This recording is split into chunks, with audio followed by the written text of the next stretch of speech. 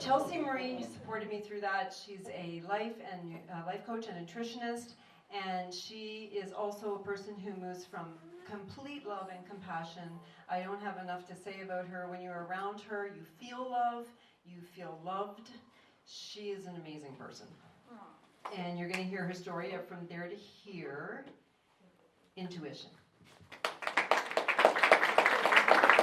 She is going to be in book 2. She's not in book 1. Oh, yeah. Thank you for that lovely introduction, Diana. Welcome. So as Diana mentioned, my story, or my From There to Here throughout my life, have always been based on my intuition. And for myself, it started when I was about 12 years old. So when I was 12, my father was diagnosed with leukemia, and my mom had just graduated from the Canadian School of Natural Nutrition. So it was kind of perfect timing in a weird way. And actually about a week before he was diagnosed, my mom got me my first babysitting gig. And at that time, it was actually the most transformative year of my life to date, or at that time, because I really got to witness my mom transform my dad's health. He was given, I think, a couple of months to live at that time, and just seeing how my mom had not only transformed his diet, had wiped out all the chemicals in the house, she had really, really transformed what I had believed food to be. I really got to experience how powerful food really can be for our health. And then that very same year, because we were just so short on cash all the time, my poor mother always having to ask me for money for groceries and gas because I was the only one making money in the household. Since I was babysitting and my mom and my dad were both gone all the time, I did nothing other than just babysit outside of school 24/7. So I was actually, even though it was like $5 an hour, I was making a killing. So my mother asking me, I know how, for a parent to ask a child for money when they're 12, you can only imagine how hard that is. And for me, it was actually really extremely empowering because it really taught me that money isn't just, pretty fancy new things. It's being able to take care of the people that you love. So right at that moment, I knew off the bat, I was like, I am here on this planet, I am going to help people. I had no idea what that was going to look like, but I knew that was my purpose. And so fast forward to, I'm graduating high school, and I'm in college now, and I don't really know what I want to do, but I know that, I need to learn. And then I think it was within my first year, I decided that I needed to quit college and that I was going to go out into the world and just learn all my life lessons because I intuitively just felt that that was what I needed to do. And so about a month after that, the minute I told the universe that I was ready for all my life lessons, my best friend had actually offered me to go and move with her to BC. And I was like, what do you want to do in BC? Like, why aren't you happy here in Kelowna? I'm actually from Toronto. And she just decided that intuitively for her, that was the right thing to do. And at the time, that was really terrifying because I didn't want to walk away and say goodbye to my family, my cat Moofy. Everyone loves their cats, right?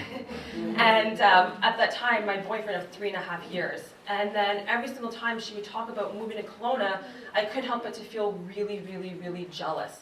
So I knew at that time that the reason why I was feeling jealous was because I knew that that was an adventure that I really wanted for myself. So the minute I came to that conclusion, I packed up my bags, I booked my flight, and I made the big move. Now, getting on that plane was the most terrifying thing at that moment in my life because I knew, you can always go back to friends and family, but walking away from a partner means that you really risk losing their love. But that was something that I knew intuitively that I had to take the risk with. So I got on that plane, and it was the best plane ride of my life. The minute I got off that plane, I knew that Kelowna was exactly where I needed to be. And at that exact same moment, I had also just learned my very first life lesson. I knew that everything that I wanted was on the other side of fear. So at that moment, I was feeling extremely empowered, and I knew I wanted to help other people push through their fear so they could also feel empowered and feel, if they were living a life of abundance. And so at that moment, I attracted the best nightclub job in town. I had an amazing new boyfriend, actually. Not something I was seeking, but it just kind of came into my life. And I knew that this person was someone I wasn't going to marry. I knew we weren't going to be together forever, but I also just couldn't help but feel that I was going to learn so many life lessons with this person. And so life was just amazing. And then about 6 months later, I was walking home, and I got attacked. And then about a year later, I got subpoenaed to go to court. And I thought, for about a year after that attack happened, I had so much anger, and I had so much, just a lot of anger, a lot of resentment towards this person. And I didn't realize how much it was actually affecting me and how much it was weighing me down emotionally. And then it wasn't until I got subpoenaed to go to court, and for some reason, this person wanted to explain to me why they did what they did. And I thought, okay, whatever. And so next thing I know, it's me and this person across the table from each other and our lawyers. And then as I opened myself up to hearing what they had to say and allowing myself to put myself in their position, I understood that they had been going through so much pain that the only way for them to feel better was to inflict pain on someone else. So at that moment, I don't know why, but I just couldn't help but to feel that I needed to forgive this person. And the minute I did that, I immediately, all the anger and all the frustration that I had over the year just completely vanished from my body. So I didn't realize that by forgiving them, what I was actually doing was forgiving myself for hanging on to that. And it just taught me not only that forgiveness is really putting yourself in someone's shoes and allowing yourself to understand where they're coming from. So at that moment, I thought, okay, great, I've learned my life lesson, I understand what forgiveness is, I understand what empathy is, I understand that what I want is on the other side of fear. I was like, okay, good, I'm good to go. But then, sure enough, the universe had a lot more in store for me. And then it was about 6 months after that, the real estate market crashed, and my partner, everything he had was tied up in real estate. And so at that time, he started pushing me away a lot, because he had so much stress to deal with. And on my end, I was making money in the bar industry. Money obviously didn't get as good. I was suffering a little bit that way. I started my own cleaning company. Money came back pretty quickly. And then I eventually ended up managing the nightclub. So my world was great. And then I kept seeing him struggle and suffering a lot. And then during that time that he pushed me away, I really started to realize that I wanted more in my relationship. And sure enough, every single time I decide that I want more, the universe instantly delivers to me. So about a month later, I met a new friend. And this new friend of mine, we ended up hanging out a lot. And, a part of me knew that it was kind of playing with fire, hanging out with this new friend of mine. And, everything was just, very innocent, just, hanging out like any two buddies. And then one thing led to another, where one night I find myself being pulled in to experience what I can only explain to be the most spiritual kiss of my life. And at that moment, I realized that, okay, you know what, I need to make a decision. So I thought I knew what I wanted, and I told my partner exactly what had happened. And in that moment, I realized I had just crushed and broken my best friend's heart. And I felt so much guilt.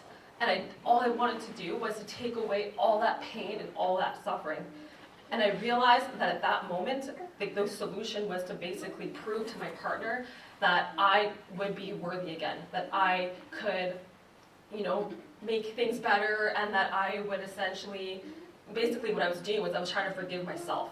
I learned over the year how to forgive other people for the pain that they inflicted, but I didn't quite yet understand how to forgive myself for the pain that I had caused myself. And so sure enough, I convinced him to take me back, and then within that year, he ended up turning to alcohol quite a bit. I understood that he had a lot of struggles with his finances, and I understood that I had also caused him a lot of pain myself, but I didn't realize how bad the alcohol actually got until I started getting calls from the RCMP. I would find him passed out in the shower, and sometimes even waking up to him choking on his vomit. Oh no. And then I realized that you can't fix someone who doesn't want to be fixed. And so I realized at that point that, I realized quickly that it was causing me so much physical pain. And I realized that when you don't deal with your emotion, it just creates physical symptoms in your life. And that's exactly what happened. Like Diana mentioned, there's that hill, and when you don't recognize the symptoms, you just end up going further up the hill, and then next thing you know, your life is filled with chaos. And so that's what happened. I got completely burnt out. I got so sick physically. I didn't understand 100% the correlation between that. And then I realized one day that something needed to change. And then at that moment, I came across this book. It was called The Beauty Detox Solution, and it completely changed my life.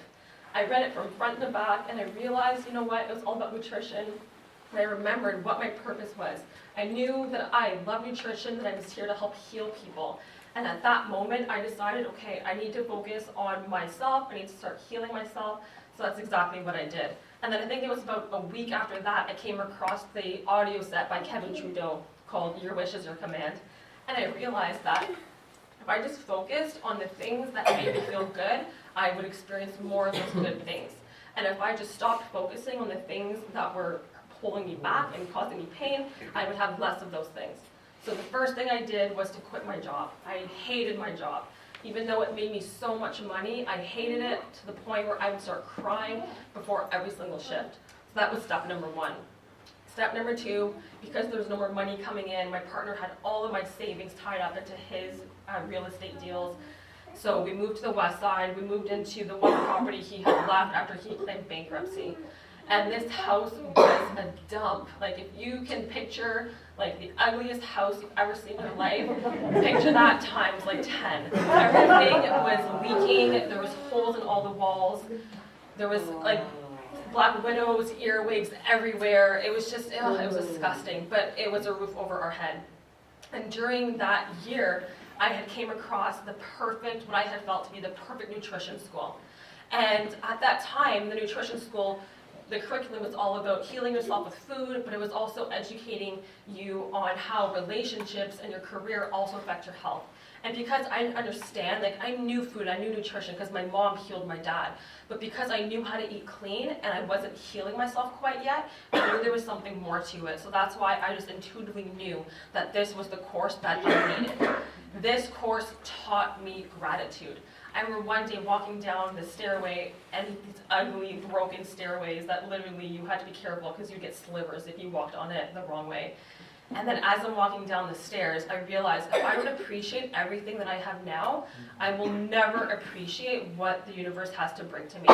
So at that moment, I started gratitude journaling every single day. And that house that I hated actually became, like, I fell in love with the house. I fell in love with the property. I fell in love with the view that was surrounding it. All of a sudden, my whole new world was just seen in a totally different way. So at that point, I had done so much healing.